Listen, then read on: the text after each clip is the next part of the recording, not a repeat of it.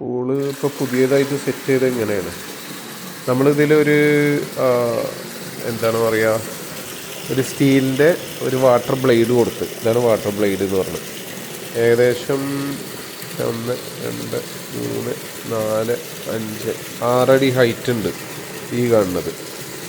ഇത് ഈ ടാങ്കിൻ്റെ ഹൈറ്റ് ഒരു 2 അടി ഹൈറ്റ് ഉണ്ടായിരിക്കും.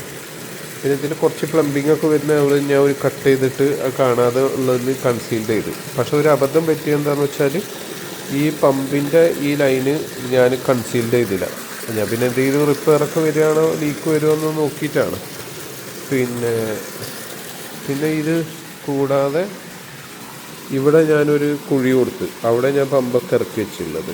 അപ്പോൾ ഈ പമ്പ് ഇപ്പം ആ കുഴിയിലല്ലേ ഇരിക്കണം, കണ്ട പമ്പ്, ഇതാണ് ആ പമ്പ്. ഞാൻ പിന്നെ കുഴിയിൽ വെക്കായിരുന്ന ആ പൈപ്പ് ഒരു ഇതുപോലെ ഇരിക്കുകയാണ്. നമ്മൾ മീൻ കണ്ടില്ലേ, ടുട്ടു എന്നതിൻ്റെ പേര്, ടുട്ടു. ഞാൻ അടുത്ത് പുറത്തൊക്കെ കാണിച്ചു തരാം. അതായത് ഇതിൽ വന്നിട്ടാണ് അതിലേക്ക് പോയിട്ടുള്ളത്. ഞാനിപ്പോൾ ഒരു 7 വർഷം 8 വർഷം മുമ്പ് KTM മീഡിയാസാണ് ഇതിൽ കംപ്ലീറ്റ് ഉള്ളത്. ആദ്യം ഞാൻ ടോപ്പ് വസൽ ചെയ്ത് അത് കംപ്ലീറ്റ് ഫെയിലിയറായി. എന്നിട്ട് ടോപ്പ് ആൻഡ് ബോട്ടം ചെയ്തപ്പോഴാണ് അത് സക്സസ് ആയത്.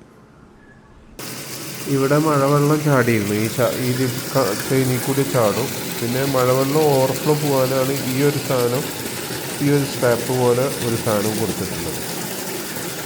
എനിക്ക് അഡീഷണലി അതാണ് വന്നത്. അപ്പോൾ നമുക്ക് ചെയ്യേണ്ട കുറച്ച് കാര്യങ്ങൾ എന്താണെന്ന് വെച്ചാൽ, നിലവിലെ എന്താണ് പറയുക, ഒരു ലൈനായിട്ട് തുറന്നു കഴിഞ്ഞാൽ ടാങ്കിലത്തെ വെള്ളം വരാനുള്ള ഒരു പാകത്തിൽ ഒരു ലൈന് കൊടുക്കുക. 1 2 മോട്ടറിൻ്റെ ഒരു പമ്പ് വെച്ചിട്ടുണ്ടെങ്കിൽ ആ പമ്പ് പോകാനുള്ള ഒരു ലൈന്, അത് തിരിച്ചു വരാനുള്ള ഒരു ലൈന്, അത് ബ്ലേഡ് വഴിയാണെങ്കിൽ തിരിച്ചു വരാം. അപ്പോൾ 3 ആയില്ലേ. പിന്നെ അഡീഷണൽ എന്തെങ്കിലും ആവശ്യത്തിന് നമുക്ക് ഭാവിയിൽ നിന്ന് മേലിന് വെള്ളം ചാടിക്കണം എന്നുണ്ടെങ്കിൽ അതേട്ടൻ ആഗ്രഹം ഉണ്ടെന്നുണ്ടെങ്കിൽ അതിൽ കൊടുക്കും ചെയ്യാം.